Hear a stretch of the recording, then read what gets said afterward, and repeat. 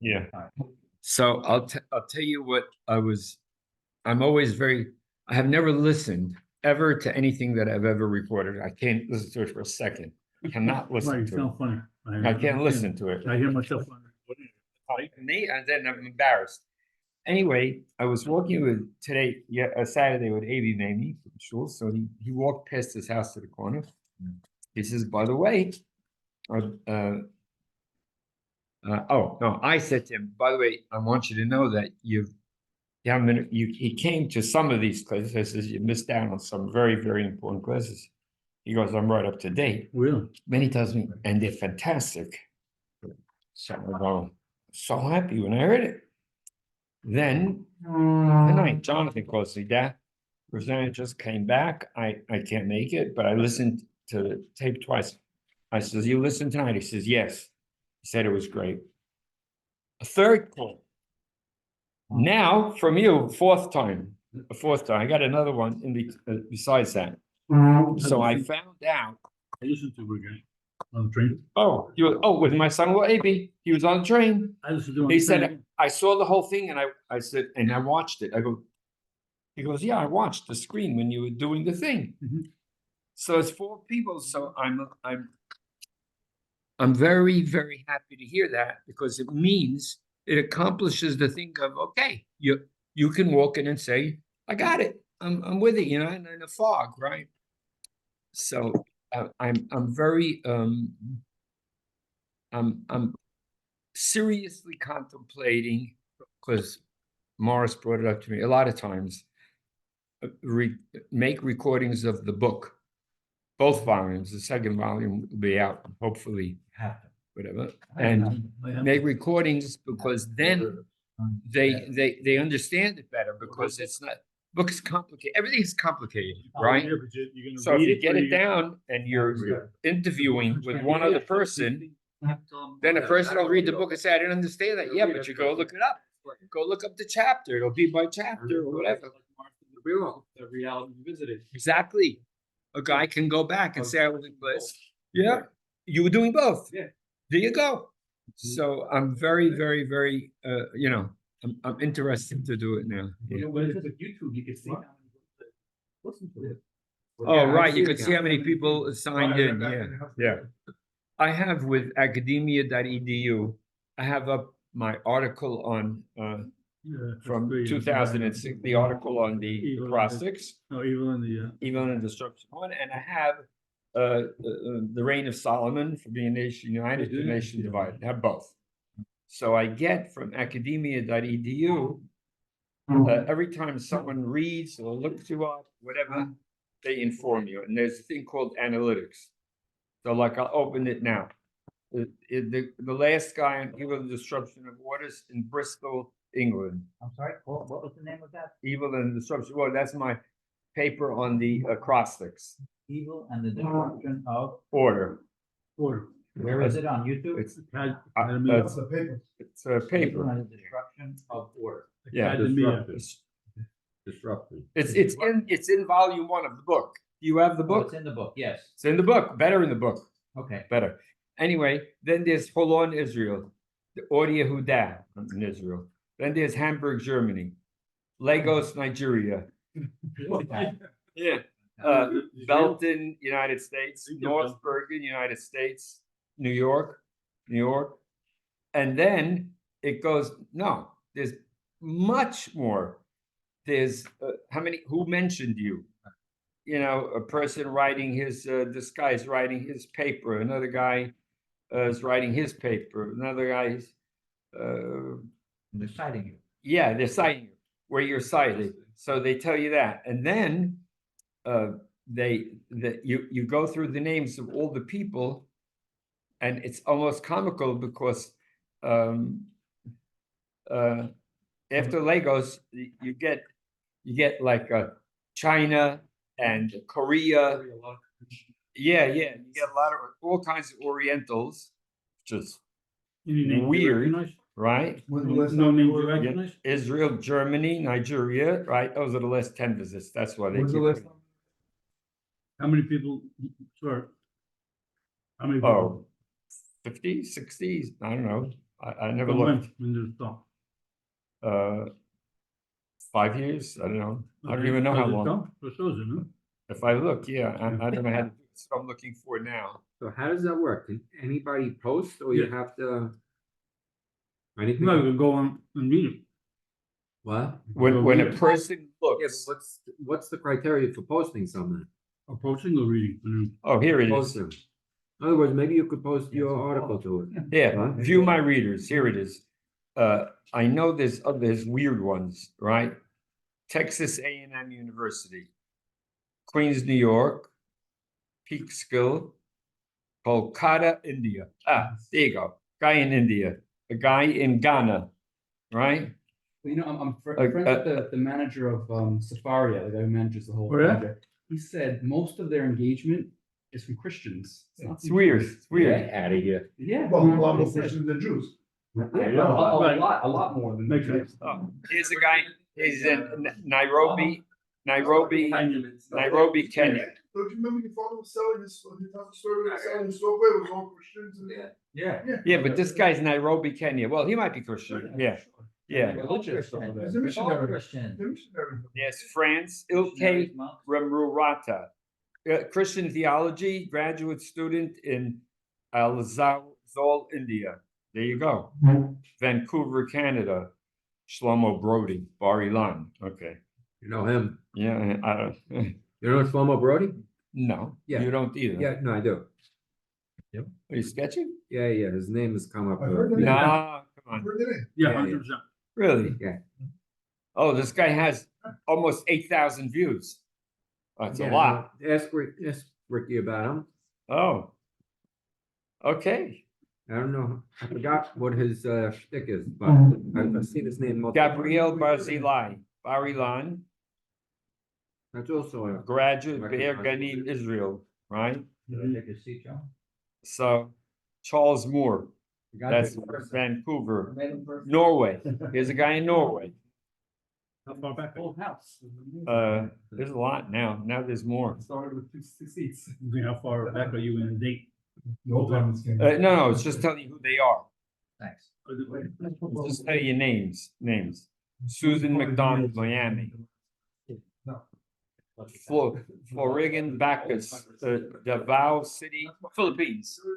So you get all kinds of weird things on the internet.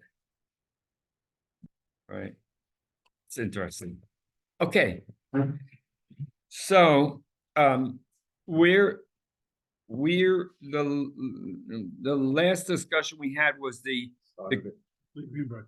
it's recording. It's really Yeah. Lee Greenberg. That's him. They are. Flesh.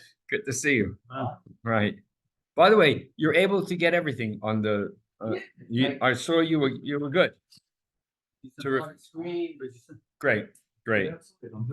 You saw me outside, you don't want to. All right, right. So chapter 25, we showed how Yirmiyah 25 is this Mizmor is a reflection of Yirmiyahu's Nevuah in chapter 25. And when you know that, when you understand what 25 does, then you really get a full picture of what it means. You understand the idea of 70 years. How do you know that it's Jeremiah? What? What do you mean? How do you know that 75 Yeah, here? yes. Oh, that's what the class was about. Oh, sorry. Okay, yeah. I'll tell you what to look at while we're talking out. No. Let me just tell you. Don't do it. I'm gonna tell you one thing while we're talking, if you want to look. You can take a look at these words.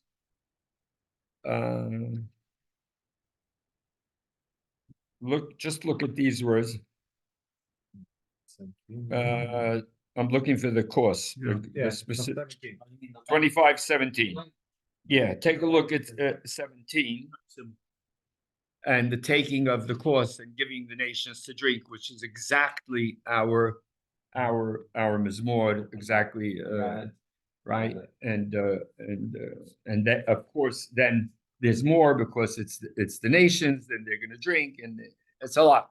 It's the whole class, the whole class. And it's the 70 years, right? That's what we said. That's where he says there's a 70-year period. By the way, I have to tell Joe Namer, she said, Joe Namer, she said, there it is. Okay. I saw. She said, yeah, there it is. Oh, okay. Right. So that statement in 25, the 25, 12, Vayakim Lord Shavim Shana, right? Right. 11. והייתה כל הארץ אצלו לחורבה לשמם ועבדו הגויים האלה את מלך בבל 70 שנה. 70 years. והיה כמלאת 70 שנה, הפקוד על מלך בבל ועל הגוי ההוא וממלא את עוונם ועל ארץ כסדים, ושמתי אותו לשמות עולם. So those words are key to our Mizmor. We said ki ekach moed. What God is saying, when I take at the appointed time, He takes the course, and that we said that the word moed was this, the ayin was the 70th letter, and the ani is the 70th word in reverse, and of course it's referring, we said, to then ani masharim ishport. That's when I will judge with equity.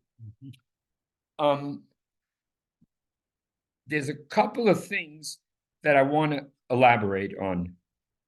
One of them is that from chapter 25, well, first of all, I want to backtrack.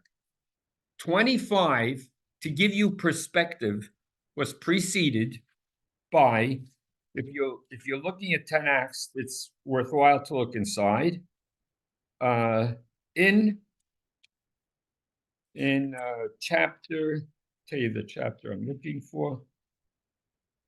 From 22, 23, and 24, you can go back to 22. I'm only going to point out to you the verses that you'll remember we've talked about in the past. In 22:13, Hoy boneh beto belo sedek, va'aliotav belo mishpat, bereu yabod hanam for lo litin lo, haomer ibne li, bet midot va'aliot meruvahim v'kara lo halonais b'safun ba'aretz u'mashor b'shashach atem lo ki atem etrei ba'aretz abit, etc. So of course that's all Shlomo words. That's all talking about the negativity of what, right? He who builds his house, right? That when you'll turn to, let's say, for example, to verse, you could go to 23, chapter 23.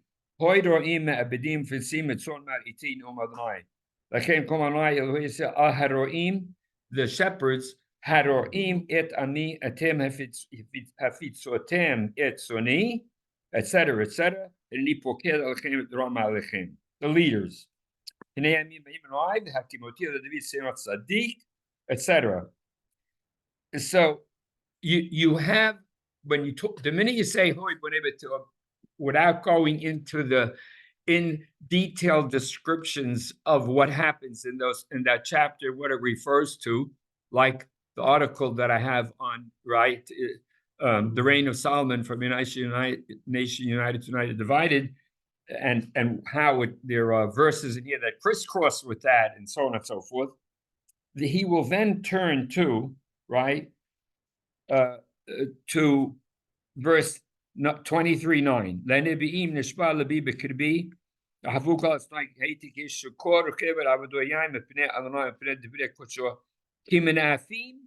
The land is full of adulterers. And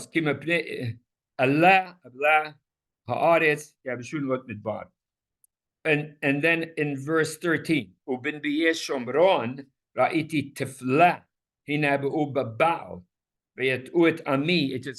now you went from talking about the kings in 23, 14, you're talking about, and before, you're talking about the prophets. And then in 23:14, Ubin Bi'e Yerushalayim, and with the prophets of Jerusalem, Ra'ati Sharura, Na'of, Morris, you can translate this one. Na'of, Vehalof, Basheker, Hesku Yedem Re'im, Labti Shabu Ishmael Arator, Hayu Li Kulam, Kezdom, Yoshbeha, Ka'amora. Go ahead, Morris. Adultery and false dealing, they encourage evildoers so that no one turns back from his wickedness. To me, they're all like Sodom and all its inhabitants like Gomorrah. Those are the Nevi'im from Jerusalem. Then, לכן, כלומר, נצוות, על הנביאים הנני מאכיל אותם לענה, ושקיטים מראש, כי מאת נביאי ירושלים יצא הנופה לכל הארץ. I'm going to make them eat wormwood and drink No, translate the whole verse. Assuredly, thus says the Lord of hosts concerning the prophets, I am going to make them eat wormwood and drink a bitter draught. For from the prophets of Jerusalem, godlessness has gone forth to the whole land. Now, once you, by the way, when you use the word adulterers, why is he using the word adulterers? Because adultery is deceit, the ultimate in deception. Unfaithful. You're unfaithful. You look at the spouse square in the eye. You say everything is fine, but you're the ultimate betrayal to the spouse because you're lying. Literally, God. That's what I'm trying to say. I'm saying it's metaphorical. You're adulterers, whether it was true, and he meant it literally sometimes or not, but clearly he means it in the sense of you lie to them. They really don't have prophecy. They know they're not really prophets. They know they're lying. So you call them, you are adulterers, right? The ultimate deception. So, but now he uses the words la'ana and merosh. Of course, la'ana and merosh reminds you of the kilelot. Reminds you, that's correct. It reminds you of the kilelot. The kilelot use those ultimate words of, right? Now, I'm continuing in 16. It's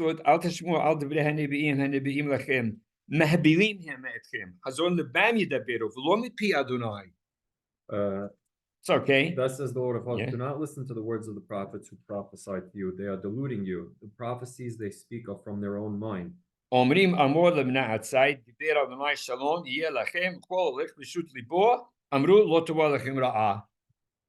They declare to men who despise me, the Lord has said, all shall be well with you. And to all who follow their willful hearts, they say, no evil shall befall you. 19.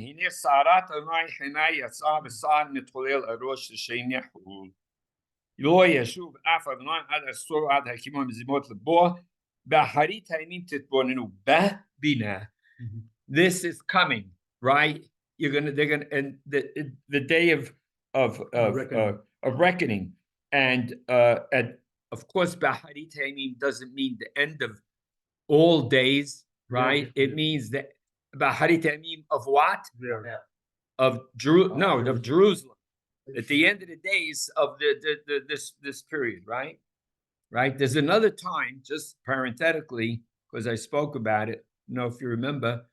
At the end of Bereshit, Yaakov says, "Come over here. I'm going to tell you what happens." Baharit Hayamim. So everybody says, the scholars say it doesn't mean the end of days. It means future time. Other people say it means doomsday. The end of everything. But of course, I show all of those berachot, if you remember, use many of the terms that Yirmiyah uses about the end of Jerusalem and its destruction. Many of the things in the berachot at the end. So it's interesting, right? Also, Bil'am uses it, the end of days. Yes. At the end. Yes. That's Amy B'Tesh, everybody. Yeah.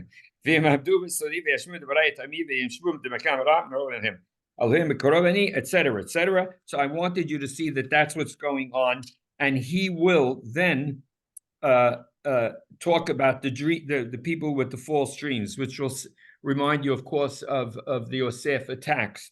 I'm reading 25 and 26 now. Halamti. I dreamt, right?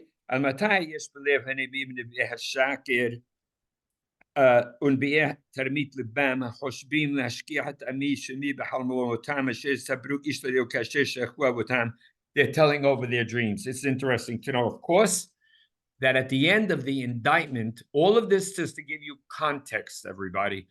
There's an indictment of the political structure, an indictment of the religious establishment. Remember, the prophets and the priests are all part of the religious establishment. They fall under the rubric of religious establishment. He will go through here talking about that. And then let's say, for example, to show you 33. וכי ישלחה העם הזה או הנביא או כהן לאמור מה מסע אדוני ואמרת להם את מסע ונטשתי אתכם אדוני והנביא והכהן. You see the הנביא והכהן, the prophet and the priest. And the people אשר יאמר מסע אדוני ופקד אלישהו ועל ביתו, etc., etc.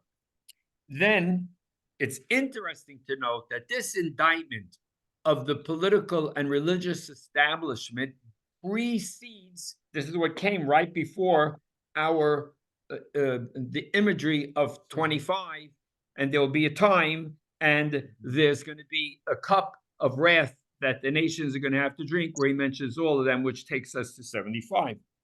I just want to show you how sharply that idea of the dreams and the false dreamers, God showed me in 24:1. You remember we learned this, everybody. The two baskets of dates, right? Of figs. I'm sorry. That's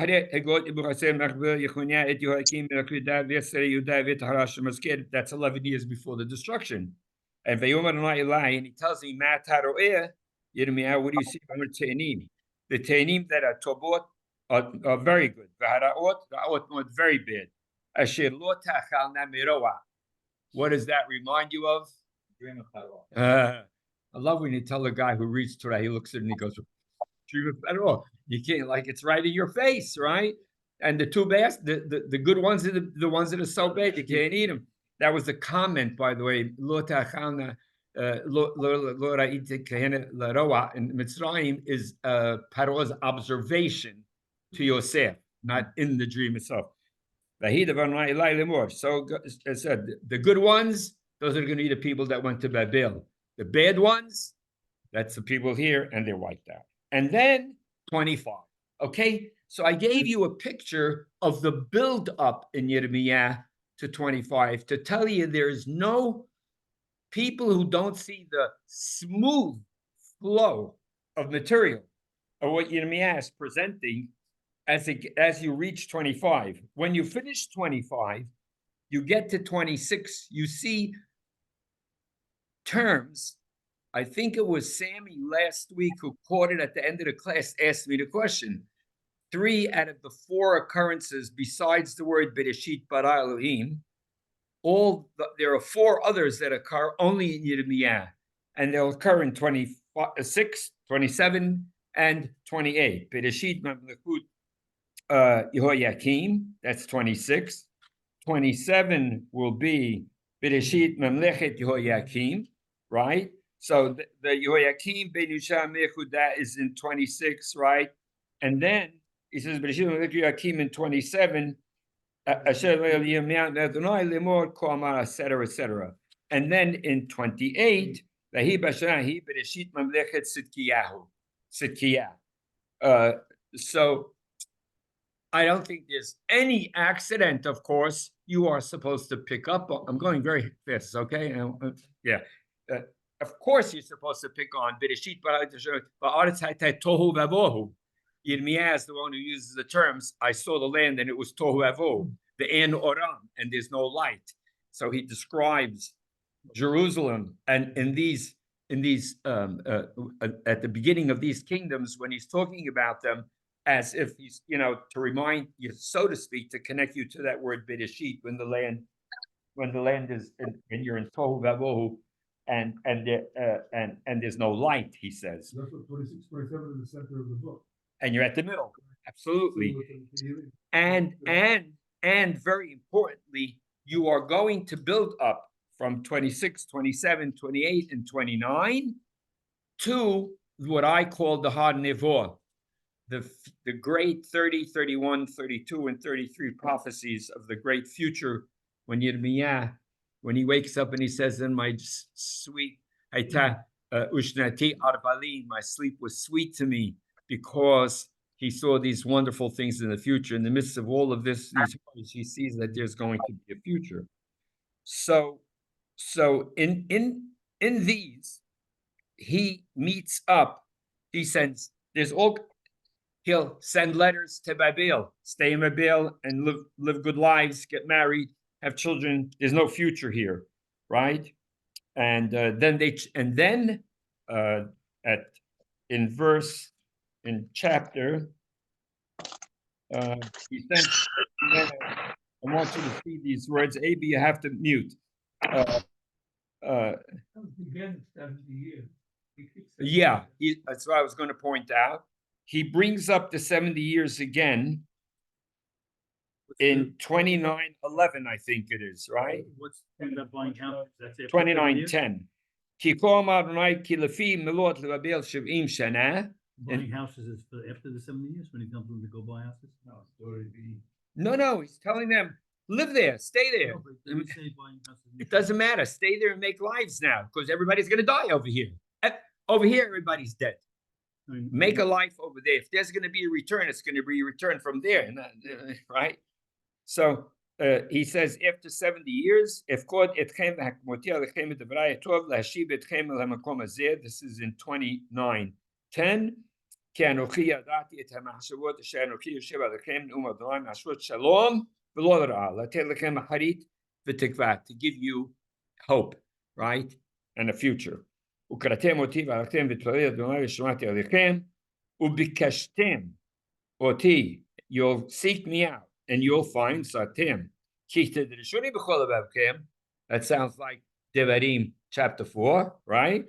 ונמצאתי לכם נאום אדוני ושבתי את שבותכם ותקבצתי אתכם כל העמים כל המקום אשר ידעתי שם נאום אדוני ושבתי אתכם אל המקום הזה וקלט אתכם משם כי אמרתם הקים לנו אולי נביאים בבל.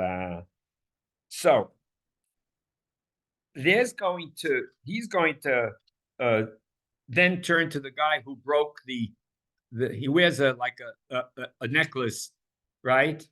And that says that with a thing that's depicting the motot, the bands that they're going to be yoked with. And this guy comes along. His name is Shemaiah Hanehilami, the dreamer, and he breaks it off of him. And he tells that guy, Yirmiyah tells him, he lies. Yirmiyah tells him, I hope you're right. And then I'll tell you how his story ends in verse. It ends in. No, I want to show you where it ends. Where does it end? Can anybody see where it ends? The end of the He tells him, because you did that, ki dibarta Sarah, because you spoke Sarah, you're going to die. And in the 7th month, he died. It's one of the strangest things the man tells you, you're going to die for what you said. That's at the end of 28. Oh, at the end of 28. Okay. Oh, there it is. Here it is. לכן כה אמר הנני משלחך מעל פני האדמה השנה אתה מת כי שרה דיברתי אלוהי וימות חנניה הנביא בשנה ההיא בחודש השביעי. Hananiah ben Azur. Oh, that's it. Yeah, he tells him you're going to die, and he does die. He does die. That's a different guy. Yeah, and then that will lead up to to 30. So in the middle of this, they're going to try and kill him. He's always contending with false prophets. False prophets, liars, just liars. And now when they all get together, right? He's got 40 guys saying, Yeah, yeah, you're a liar. And there's the one guy who's supposed. So Right. They want to hear the good. They don't want to hear. Right. That's exactly right. Nobody wants to hear it. Now, when they attempt to kill him, they make a trial, lynch mob, right? A kangaroo court, prophets, priests, political powerhouses, and some people defend him, and the rest of them want to get him. And when they're about to get him, a soldier steps in from one of the good families. He's amazing, and he says, "You come with me." Takes him right out, and he saves his life, and that builds us up to 30. Okay. That picture that goes on, then it'll, by the way, just to let you know, 30, 31, 32, 33 will be all about the great future lies for the nation, and 34th will be the Berit Ben Abitarim counterpart, where they take the slaves and they make Berit Ben Abitarim, and they take him back, and God says, that's the end. That's the breaker. The breaker is the taking back their own slaves, right? 34. Is there a chronology to this? Sure there is. Sure, there's a movement. That's what I'm trying to show you over here.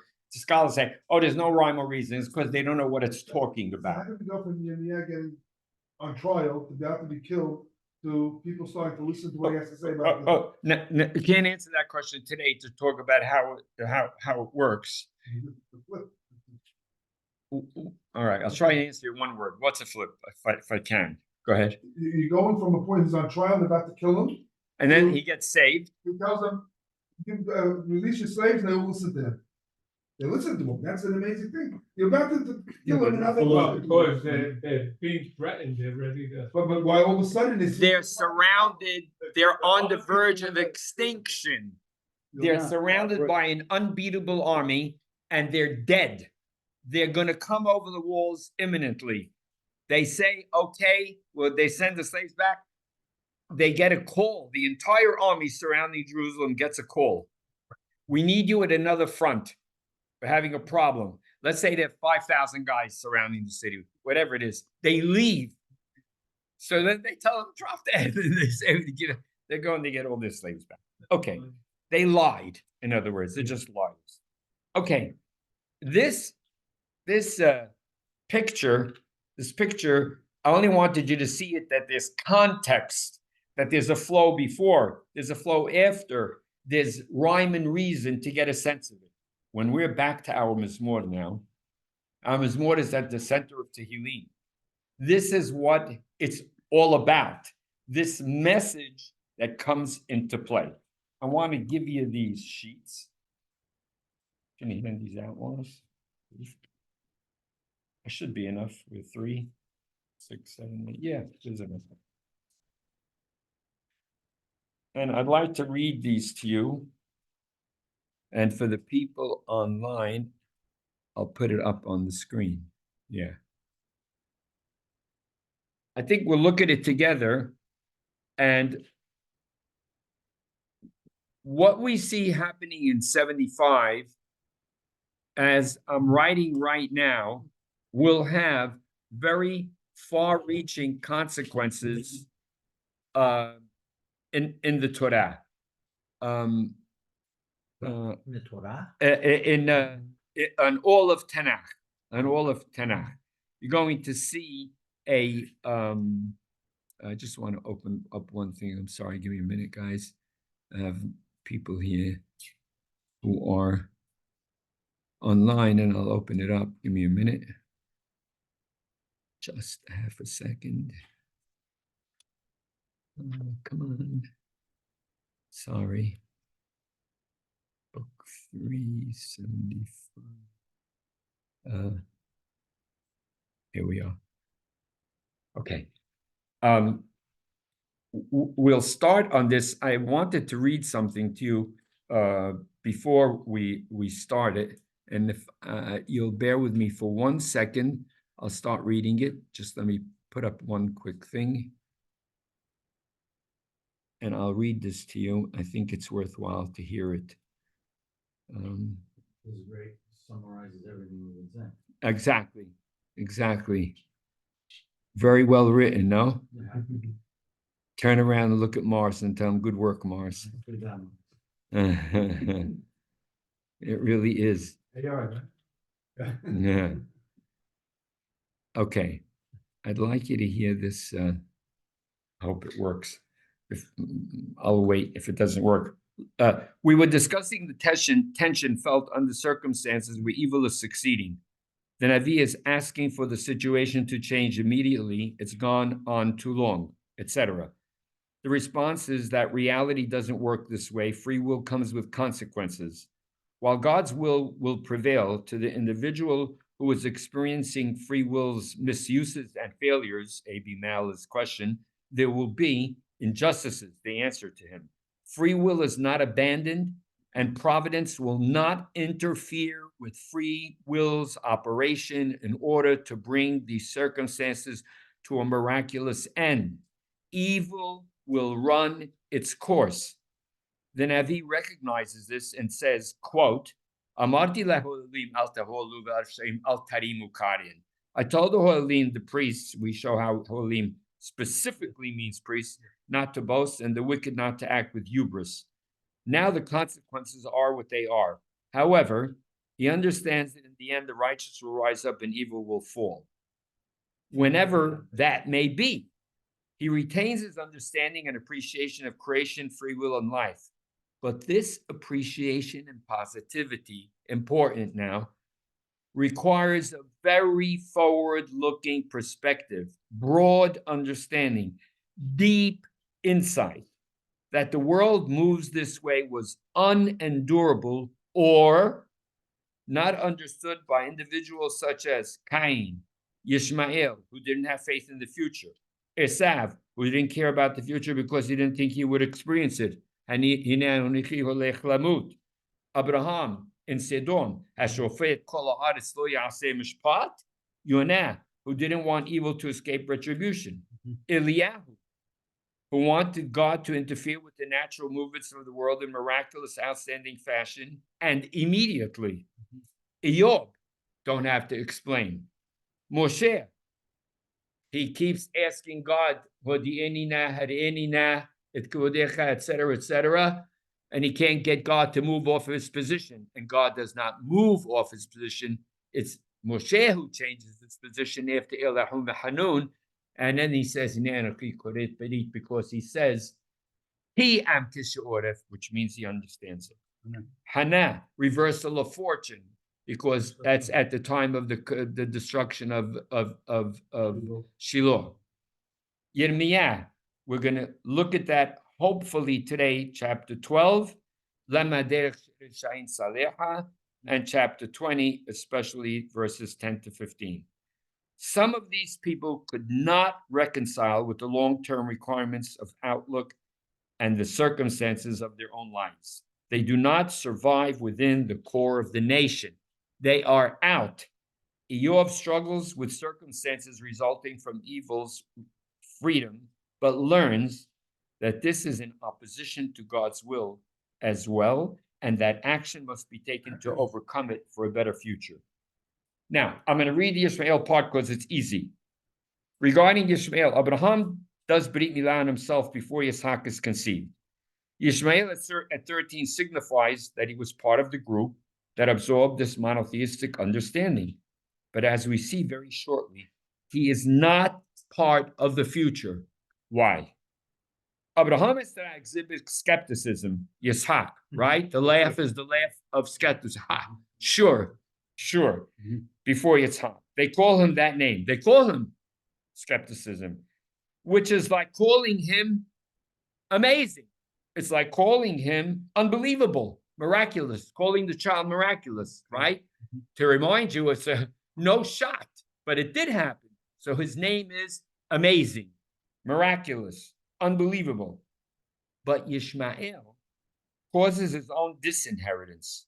He is seen subsequent to this Misahik, even after Yitzhak is already there. He retains his skepticism and disbelief.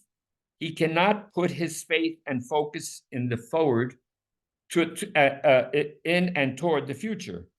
Conceptually, he is what needs to be left out of the future because he himself does not believe in its fruition.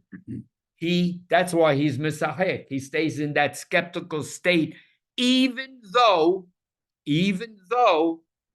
already the skeptical thing that what you were skeptical about became a reality. I'd like to talk in a modern day example of that, but I want to finish the last words.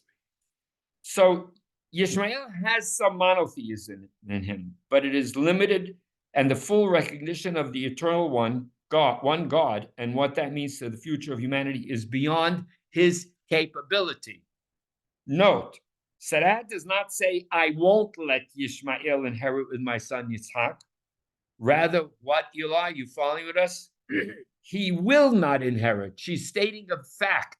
He has stayed with his skepticism subsequent to the child being born. Therefore, it is a statement about the reality that this belief must be abandoned for the full future development to come to fruition. There are people in Israel today, after 1948, after all these wars, after the miraculous startup nation, amazing nation, beyond comprehension, one of the most powerful armies in the planet, For 2,000 years. nuclear power, technological power, and they 2,000 go 2,000 years, they go like this. Well, it's not such an amazing thing. We worked hard and we got it. There are people who speak like that today. But that's the future. That's 2,000 years from now.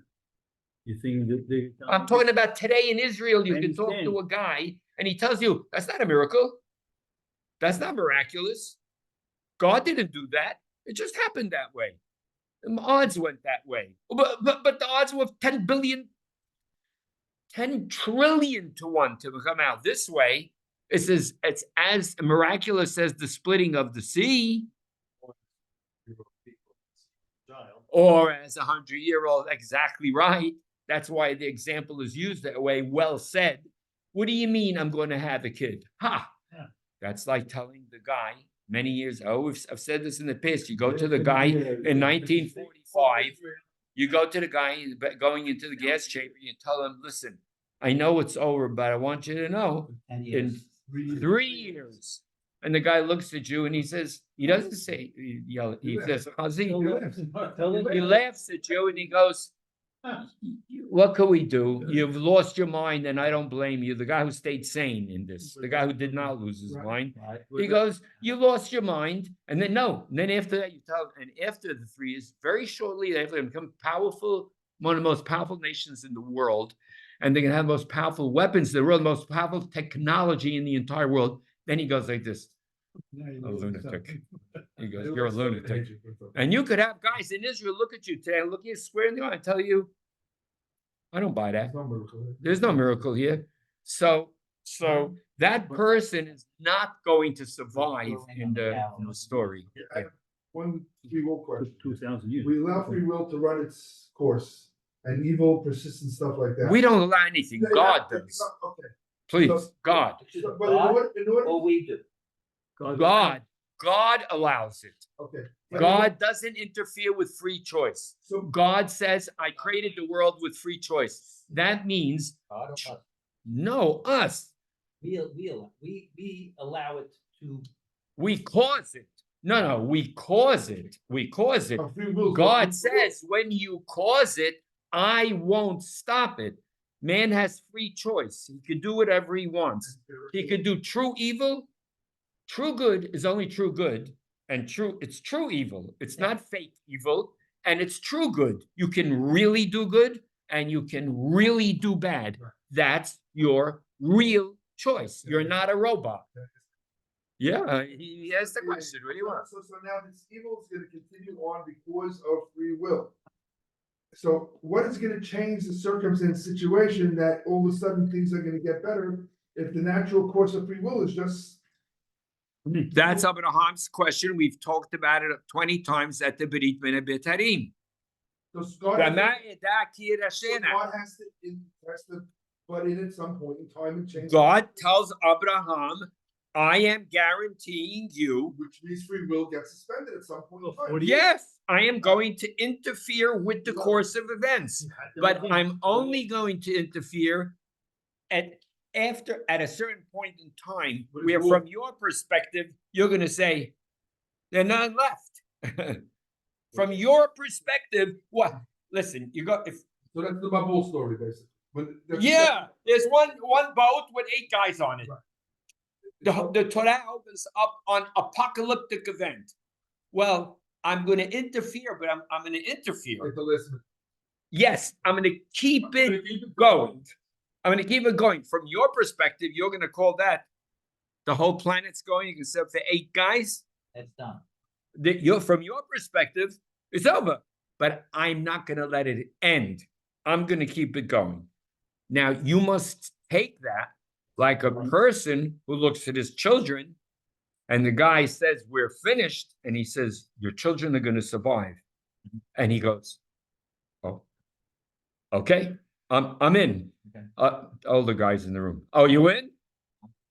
We're in. And no, therefore you get satisfied with that answer. You get satisfied. It's a sufficient answer for you. It's not a sufficient answer for a 20-year-old. It's a sufficient answer for you. When you hear that, are you really satisfied? You really are, right? Look, the imagery of the parent who's willing to give up his life for his child is not a fake imagery. It's real imagery. The parent says like this, okay, take me. He means it. He means it. And when he's being taken, he's happy that the child is surviving. He's unhappy to leave. One has nothing to do with the other, right? So I want to read this to you, right? I want to read just a little bit of what's written right now in the end of 75. It'll have a lot to do with what we've been talking about. As noted above, Psalm 75 and Jeremiah 25 refer to the very same historical context of destruction and exile and share the themes of unheeded warning, divine punishment, deferred redemption, and the reversal of the fate of the wicked and righteous. Since Psalm 75 verse 9 explicitly alludes to Jeremiah's cup of wrath prophecy, which begins in Jeremiah 25:15, it is plausible to suggest that the phrase "at the time I choose," Ke'ekach Moed in 74:3, relates to the prophecy concerning the 70-year period of Judah's subjugation to Babylon and exile, which occurred just a few verses earlier in Jeremiah 25:11. The possibility finds interesting support in the word divisions of the psalm, in addition to the striking division of the 87 words of the psalm into sections of 61 and 26 words, which is Ani Hashem, the values. We find an overlapping pattern that divides the psalm into sections of 70 and 17 words. The division occurs when we bracket out verse 9, which is an unusually long, precisely 17-word verse that suddenly interrupts the rhythm of the psalm. As noted above, the verse's imagery of a cup in God's hand to be drained to the dregs by the wicked refers to the cup of wrath prophecy found in Jeremiah 25, just after the 70-year prophecy. This passage portrays the reversal of Babylon's fortune from being the instrument of God's wrath to becoming the recipient of it. The Babylonians themselves must drink from the cup after having delivered God's punishment to all of the nations of the region. Taken this way, everybody with me? Yeah. This is good, simple. Taken this way, the psalm may divide it into verse 9's promise that the wicked must drink the cup of wrath and the remaining 70 words, which allude to the 70-year period of waiting for justice to come to Babylon and to bring an end to the punishment of exile. While the true meaning of Jeremiah's 70-year engendered fascination and inspired differing interpretations already from early times, you can go back to Daniel chapter 9 and Chronicles 36. It is our contention that 70 years is not to be taken literally. Rather, it is a schematic number, aptly captured by the psalmist at the time I choose, which is also in line with the idea of punishment for covenantal violations only lasting until the 3rd and 4th generations that figures so prominently in the Torah. That's the end of this paragraph. I have another thing to read. 70 years is a very, very perfect way, I think, of using the number of the Berit of the old order, and 20 years, 20 years, 20 years. The middle of it comes out in the 4th generation, right? right? In the Brit, as we've spoken about all of these. Yes, Mars? Well, so when you say 70 years, you don't have to, you could take it as you could take it literally if you'd like, but it certainly has that effect of the 3 and the 4. As we've shown in our Mizmor, there are 4 keys. The one key is separate from the other key, that they are the key, K-E-Ys, to the Mizmor. And we've shown this to be the case in many instances, in many places, that there's no question about. Look, nobody knows what that in the Brit Ben Abiyatarim, he tells them how and he tells them take a glamish. Nobody ever wrote that that's 3 and 4. When we wrote that commentary in the first volume, that has never been written before. No one has ever commented on what that means. I'm doing that today, not to tell you that, haha, we got it. No, there are certain insights that we have into what these things mean that have not been known. Being that that's the case, I want to soon, in a few minutes, turn to what do we know that no one has ever known for the last 2,500 years that's being stated now, right? Similar to that, there are a lot of these layers that are coming to fruition in our studies at the Center of Tehillim, and I want to point that out to you in a minute, but I want to read this to you. The covenantal message of Psalm 75. We have observed that the phrase I am Yud-Keh-Vav-Keh is ingrained within the fiber of Psalm 75 to such an extent that it could rightly be called the Ani Hashem Mizmor. When you finish looking at what we've shown you, there's nothing to talk about. It's not a maybe, it's not a midrash, it's a book it. It's a done deal. The psalmist's intention was clearly to draw attention to the profound meaning of this declaration, which cannot be easily expressed in a brief and simple manner. This may, in fact, explain why the phrase is never stated plainly. Lee, twice you see that question, right? And you answered it well, right? You have to look for it. It's not something that standing out and is simple to understand, but rather referred to by means of sophisticated structural cues and numerical symbolism requiring exacting and nuanced analysis. As detailed above, I am Yud-Keh-Vav-Keh is an expression of God's eternal commitment to the covenant, which inspires deep faith in its continued vitality, the balancing of the scales of justice, and the future redemption of the nation. However, it also requires mature understanding, patience, endurance, as divine works of covenantal fidelity and redemption are executed according to the eternal God's righteous plans, not human expectations, not human expectations, right? Not human expectations. I'm kidding.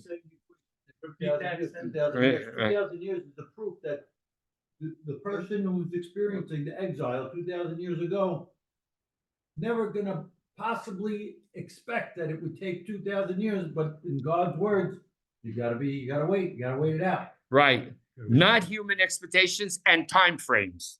Moreover, especially amidst suffering and painful circumstances, such as those of the destruction and exile, it is difficult to recognize God's hand in redemption until after it has materialized.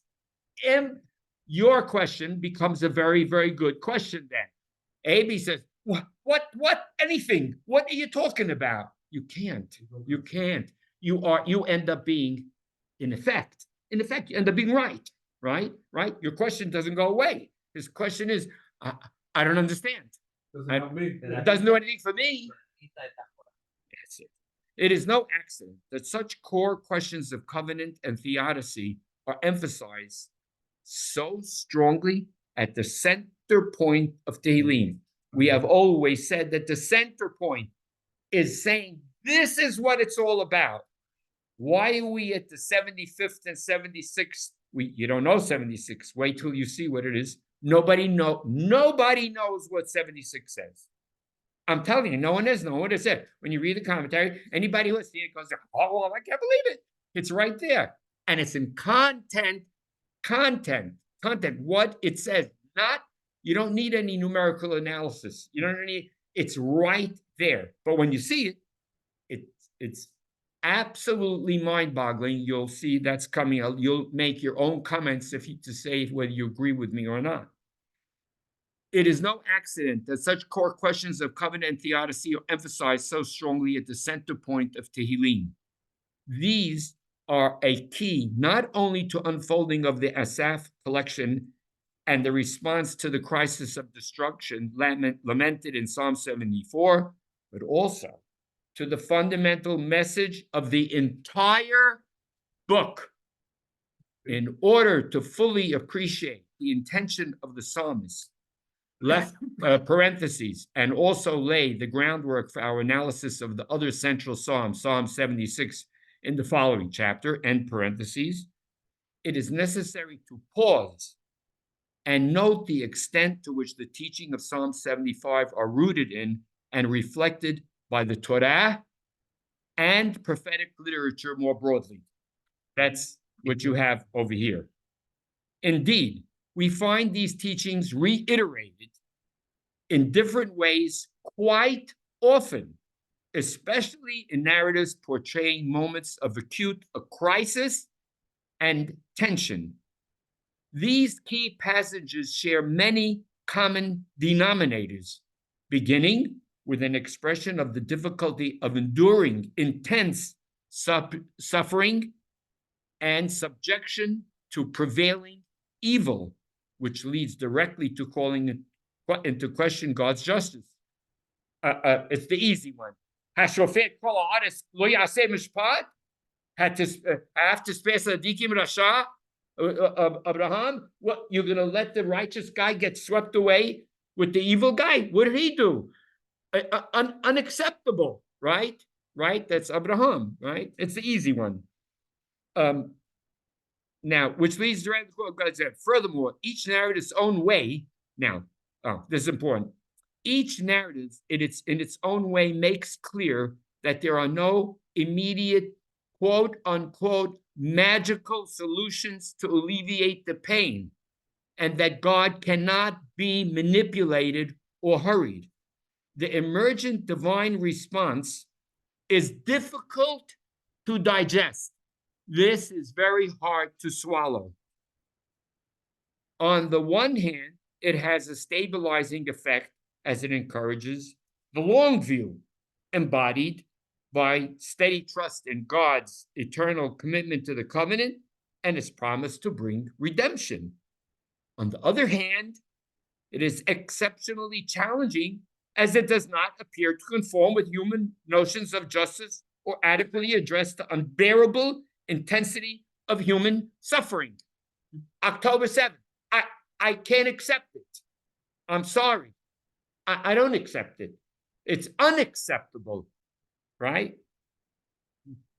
Thus, in embedding I am Yud Keh Vav Keh, which means I'm eternal, right, of course, in such a remarkable way at the heart of the entire book of Psalms, the psalmist is making these vital themes reflected in a large swath of prophetic literature, a kind of culminating, climactic point of focus. In other words, by placing I am Yud Keh Vav Keh at the center of his book, he is stating nothing less than that this represents the core divine teaching concerning the covenant. I wanted to read that to you. Well, we can stop at this juncture from reading because I think that this is perfectly saying the story, presenting the picture. That being the case, we are now sitting with, so to speak, the answer to, so to speak, to the theodicy. And Eov does give the answer to the theodicy. Eov says at the end, throughout the whole book, we've summarized this numerous times. You don't know what you're talking about. Eliphaz Tevrani, Bildad Shuhi, Shofar Hanamati. You don't know what you're talking about. At the end, what does God say? He's right, and they don't know what you're talking about. because they tell him you must have done something wrong. It is, and he tells them, you don't know what you're talking about. At the end, God tells him, if you don't like what you see, make yourself like a fire-breathing dragon, like impregnable fire-breathing dragon, mythical one, of course, like a dinosaur, like one of those beasts that are untouchable. Go fight evil and get rid of it, destroy it, smash it, and I'll be with you doing that. And that's the reality of the world. He did answer. Is it satisfying, the answer? God answers you. Yes, that's the answer. Where were you? No. Where were you when I created the world? But then what I just now said, if I eat that, where were you at the beginning? Where have you been for the last 15 billion years? He tells them, where 15 billion? What is it? Question my methods. Okay, where you been for the last 15 billion years? Now, this is the way it is. And if you don't like what you see, do something about it. But I'm never going to remove free will from the human condition. Removing free will, of course, you're all in agreement. You remove free will, you're a robot. Then the whole thing is fake. All of the world cannot cope with this. That's why I wrote those words. They cannot cope with it. The Christians, Jewish guy, he had a kid, he's God's son, he walks on water, he tells you things, he heals you, you have a problem, he accepts all your sins, Hail Mary, everything, all of course, absurd answers to the question of the suffering.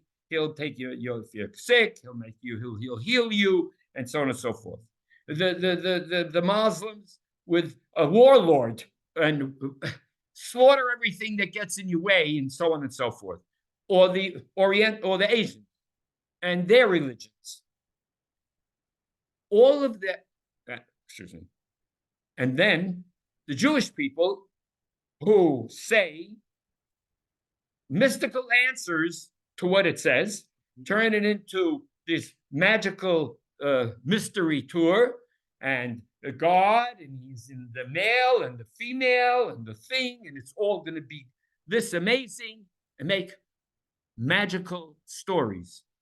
Sacrifice, offer the sacrifice, everything will get better, God will be happy.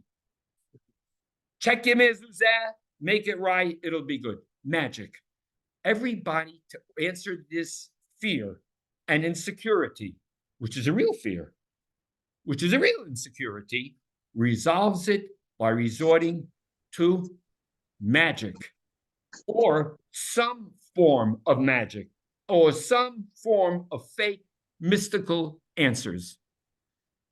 Nobody in all these religions says there is no answer.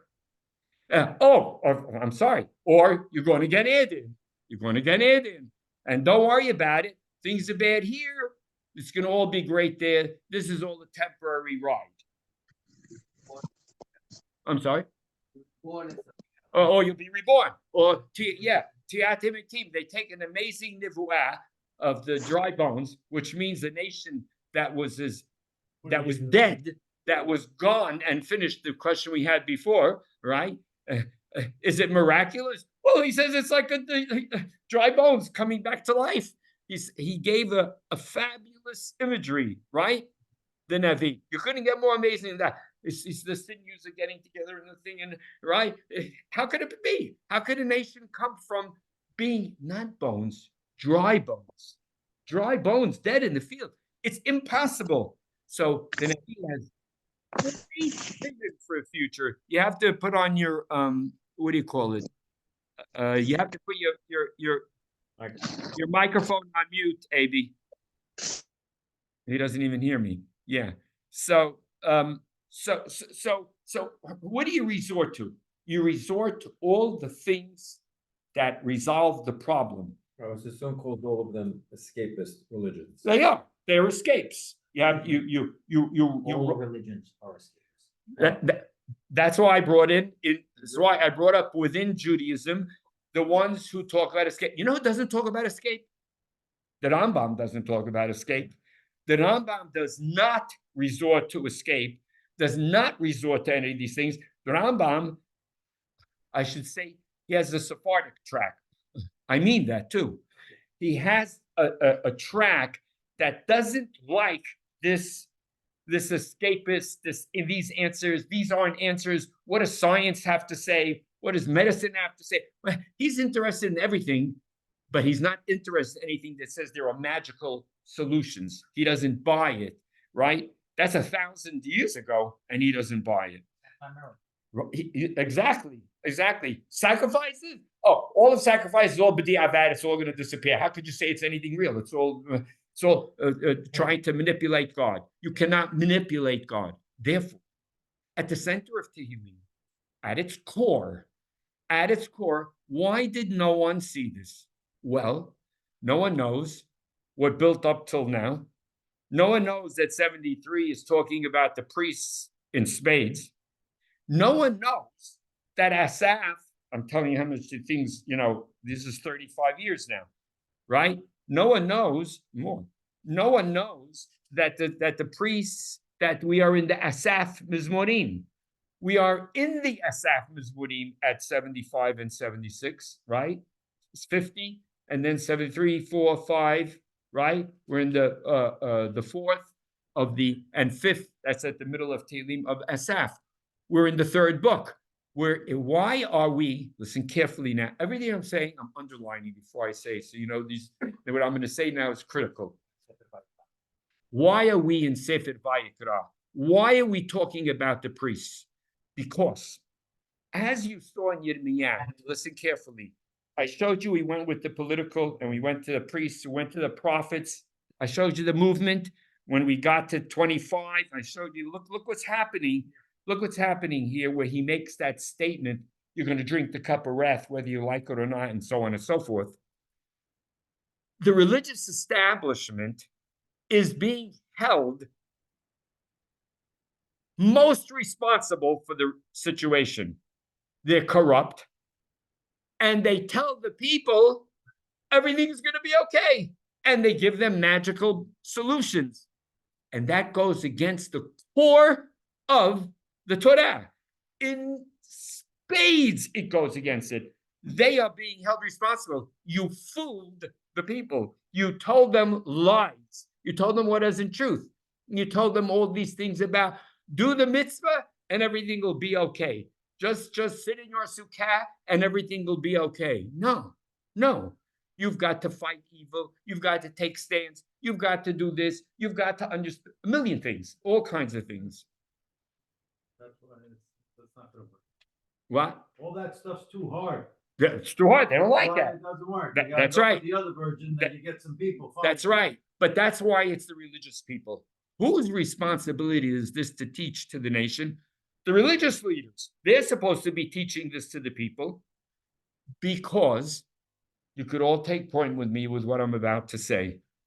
Because if you do teach this to the people and you don't fool them You have no power. and you tell them the truth, no, that's for sure you have no Of power. course, which is why they don't do it. Yeah, forget that. But if you would, the people would listen to you, and you could inspire the people, listen carefully now, to do things which are all not counterproductive, but productive for the elimination of evil. In World War II, I just saw a show on TV called Masters of the Skies. Very inspiring. And then another one called The Bloody Hundredth. It's the documentary of it. You see, so by the way, the main guy in it, his name is Rosie Rosenthal. There's a Jewish guy from Brooklyn. He comes the number one pilot leading the road. Amazing story. And he ends up at the end of his life, he's a lawyer, goes back and goes to Nuremberg. Amazing. You must watch. I'm telling you, worth watching at least the documentary. Yeah. Master of the Sky is 9 episodes, and then Bloody Master of the Sky, the sky, and watch the 9 episodes. Then after you watch it, watch the documentary. It's by Spielberg of the real. When you see the documentary, everything that happened in 9 episodes was all real. None of it was fake. It's amazing. Bloody Hundred, Right, that was the name, they got devastated in when every time they went up in the plane. Sometimes they sent out an entire B-17 bomber group and one guy got back, and they knew they were gonna die. But so what do you accomplish? The reason I thought of it was because the people become inspired to stand. In World War II, there were people, Jews and non-Jews, many people who put their life on the line and died. There are stories in Israel on October 7th that guys told their wife, I'm leaving, but you didn't get called up. What are you doing? They got in a car and drove into the thing with a gun in their hands and saved people, a lot of people. Not just say one guy, he saved, I don't know, 20 people, 30 people, saved an area. One guy made a move. He knows that he's looking at his family, he might not come back, but puts his life on the line. That's what you call courageous, heroic, standing up to evil. So if you encourage the people the proper way and you confront their fears the proper way, you can accomplish. Do you agree with this? You agree. Yeah. You can accomplish unbelievable things. You can inspire people. You can inspire a group of people, families, nations, communities. You can inspire an entire nation. But instead, you give them false, magical answers that have nothing to them whatsoever. They have no basis. And then they don't understand life. They don't understand what it's all about. They have these corrupted views of things, and they live in this silly, infantile, ish, bad,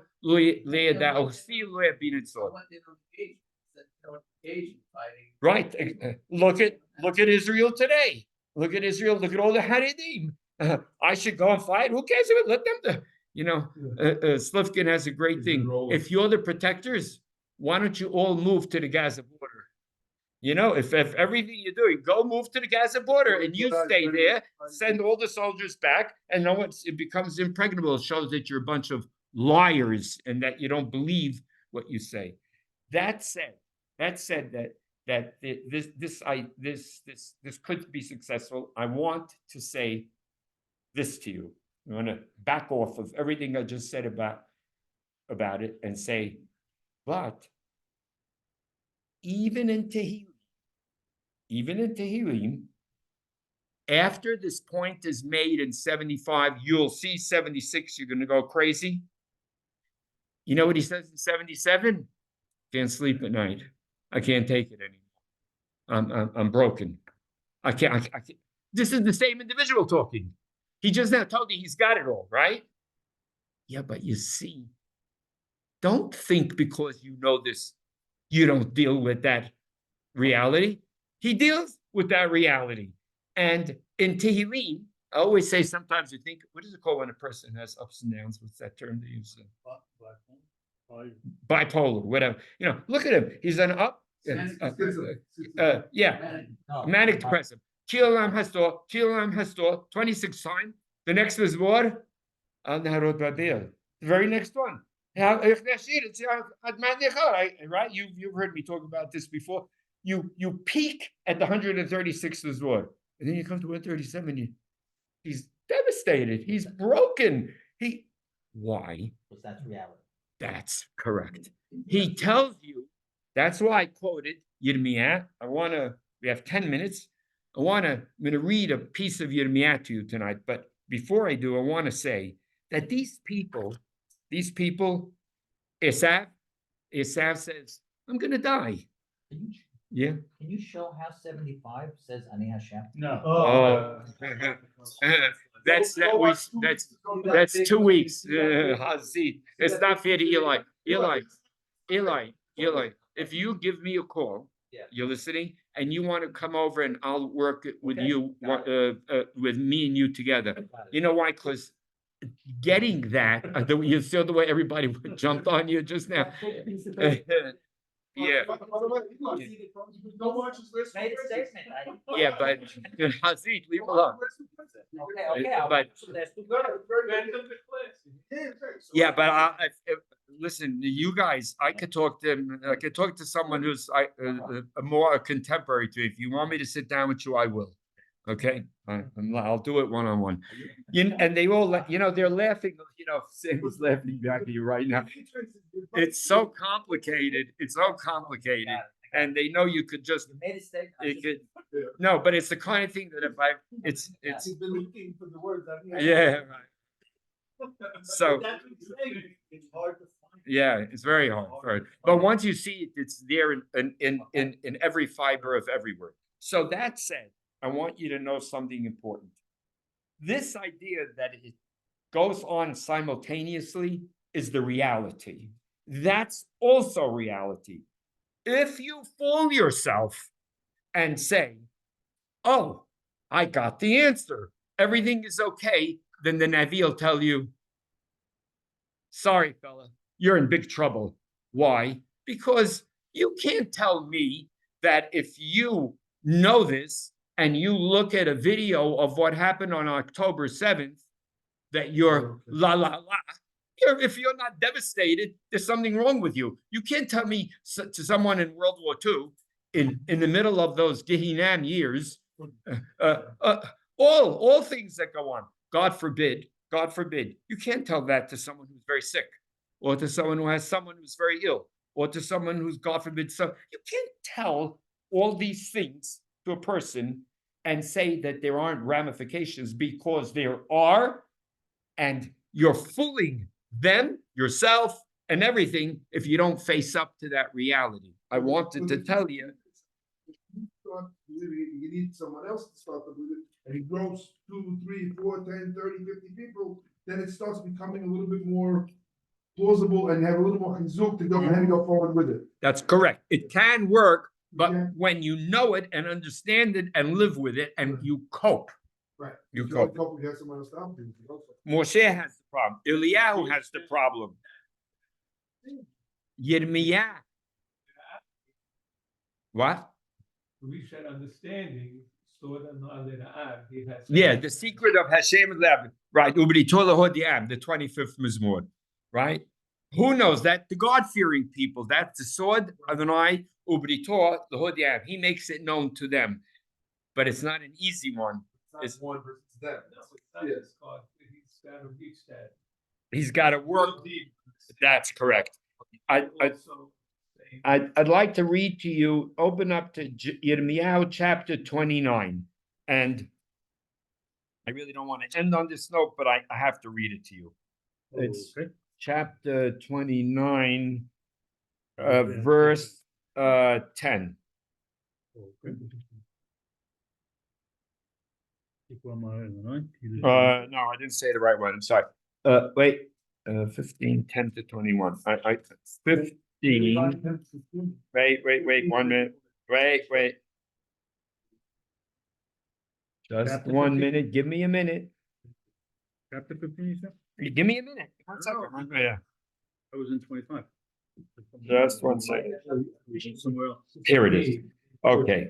In chapter 15, verse 10. Morris, you ready? You're gonna have to read English. Okay. After he's told that devastation is gonna come and it's gonna be very, very, very bad and so on and so forth, whatever. Oi li imi kiyalateni. Woe is me, my mother, that you ever bore. Wait, listen to this, Oli. Oi li imi kiyalateni. Woe is me, my mother, that you ever bore me, Ish riv ish medon a man of conflict and strife lechol haaretz. with all the land. Lo nashiti v'lo nashu bi. I have not lent and I have not borrowed, Ulo mekalani. yet everyone curses me. Amar Adonai, im lo shriti letob, im lo hifkati becha be'et ra'a be'et sara et haoyeb. The Lord said, surely a mere remnant of you will I spare for a better fate by the enemy from the north in a time of distress and a time of disaster. Surely I will have struck you down. Keep going. Can iron break iron and bronze? I will hand over your wealth and your treasures as a spoil, free of charge, because of all your sins throughout your territory. And I will bring your enemies by a way of a land you have not known. For a fire has flared in my wrath, it blazes against you. O Lord, you know, Remember me and take thought of me. This is Yirmiyah talking. Avenge me on those who persecute me. Do not yield to your patience. Do not let me perish. Consider how I have borne insult on your account. Right? I've done this for you, God. Right? Keep going. When your words were offered, I devoured them. Your word brought me the delight and joy of knowing that your name is attached to me, O Lord God of hosts. I have not sat in the company of revelers and made merry. I have sat lonely because of your hand upon me, for you have filled me with gloom. لما هياخ بي نيتسا Why must my pain be endless, ومكتي أنوشا my wound incurable, نانا هرفي resistant to healing? هيو تيه لي كمو أخزاب مايم لون إيمانو. You have been to me like a spring that fails, like waters that cannot be relied on. You hear what he told God? Did you hear those words? You wouldn't dare to talk to God like that. You just failed me. Like a spring in a water that can't help my, you just completely. So what did God tell him? Lachem kol Adonai. Assuredly, thus says the Lord, Im teshub if you turn back, v'ashibecha. I shall take you back. God tells him, yeah, to Yirmiyah. God says to him, if you reverse what you just said, Yani, if you make teshubah for what you just said, I accept it. Yeah, listen. Lefanai ta'amud. And you shall stand before me. V'im tosia kad mezolel. You produce what is noble out of the worthless. Kefitahiyah. You shall be my spokesman. Yashubu him elecha.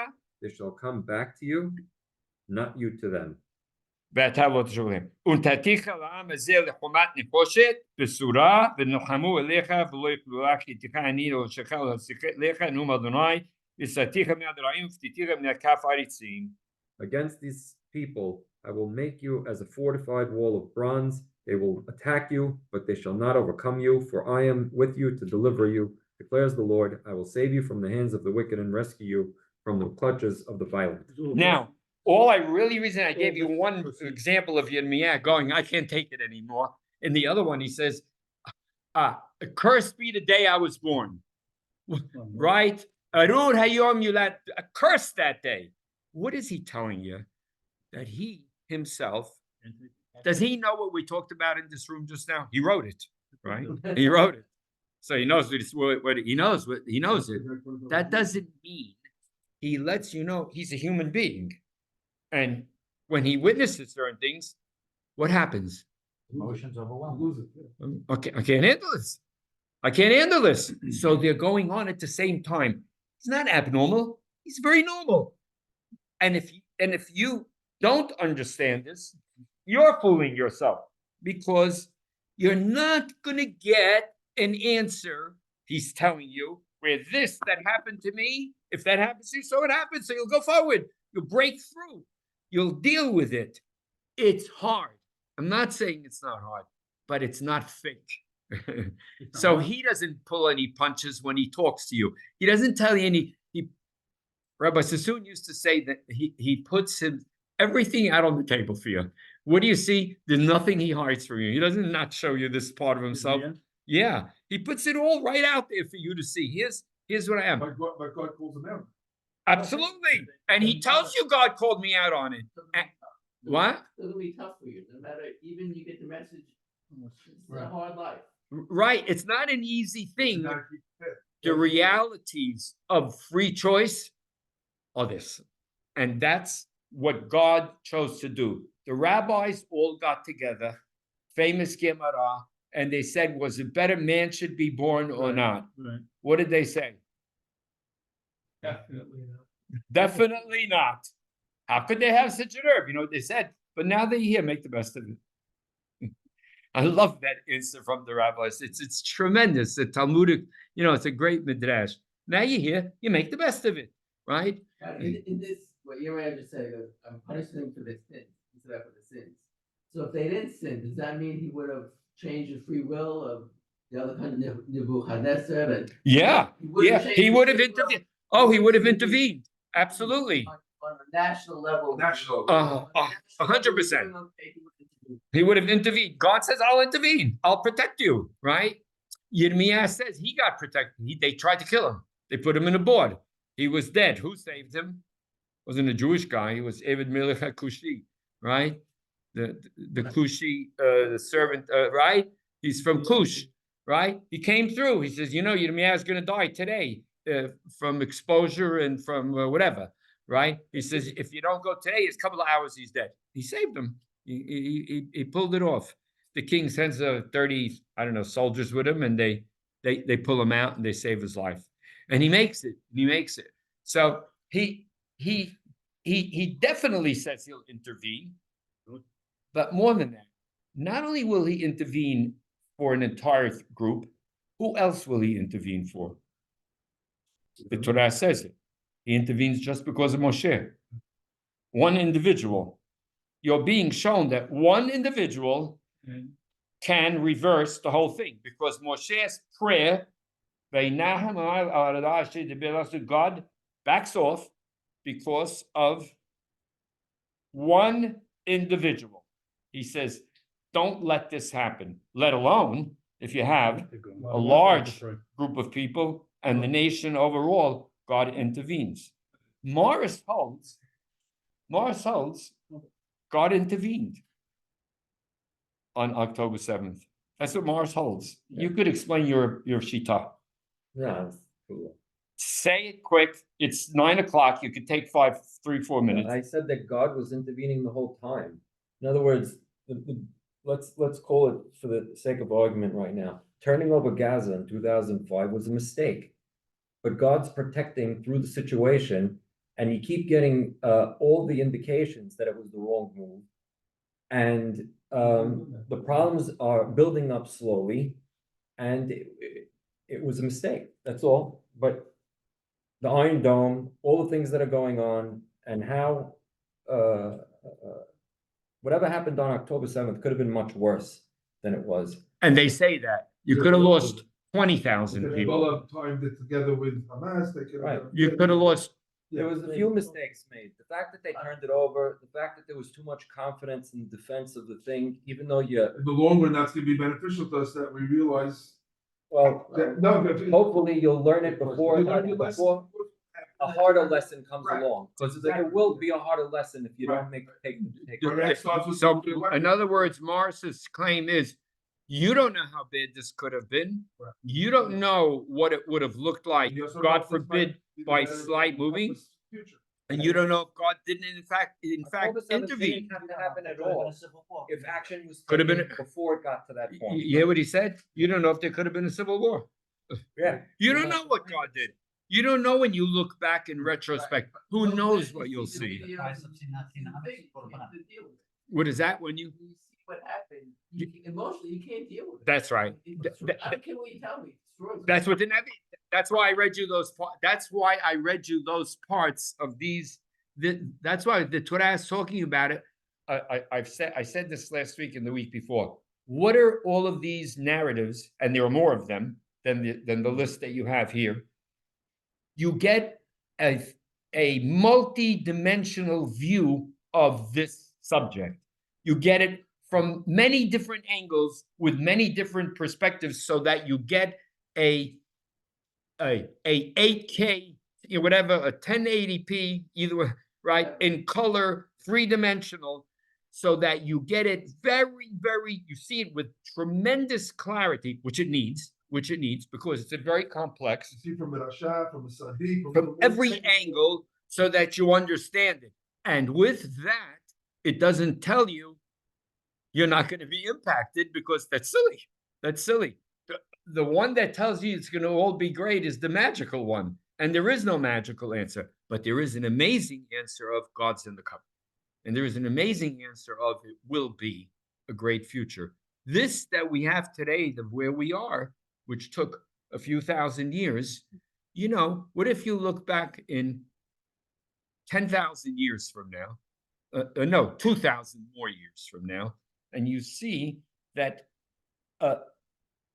very amazing things happened, right? In the two, not this past 2 millennia, the past 4 millennia, and you see the human condition being one on what kind of a level? Say anything, Morris.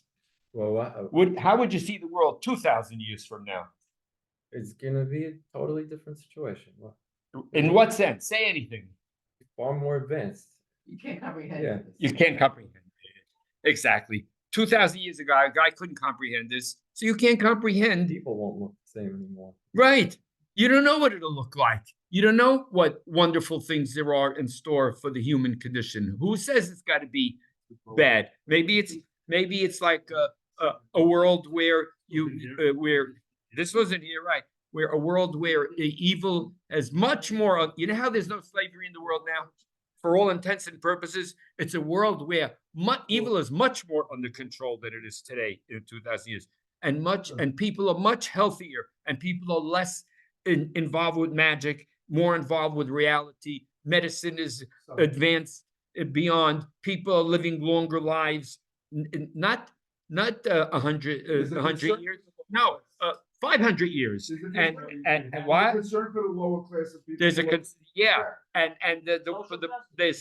there's a social justice advance. Oh, you can have slavery throughout all the galaxy. Or you could have either one. Or we could just But- blow ourselves up. But since God says you're in the Berit, right? You hope because slavery has in reality fallen in the world.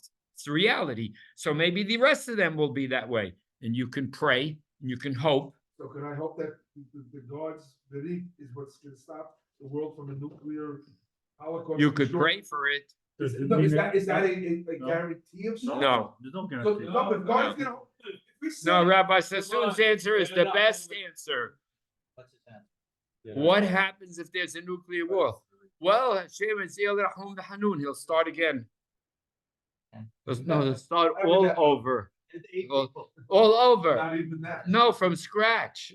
From scratch. One. So he goes, but when he said it, he meant it. He meant he's Rahum Hanun. He'll do it again. And he's eternal. Now That's I want a little bit of that. what? I want a little bit of that too. Right. I told him that when he said that. I'd like that. But okay, that's how potent the answer is. There's no lock and there's no guarantee. And the people who guarantee and who lock and who say and this are just fooling you, you know. Yeah. All right. This is to be continued. We'll stop now with Be'ezat Hashem next week. Oh, Purim is Sunday. No, it should be good. We'll try. We'll see if it's necessary to continue here or to go ahead to 76. AB, it was good to see you. Have a good one, everyone.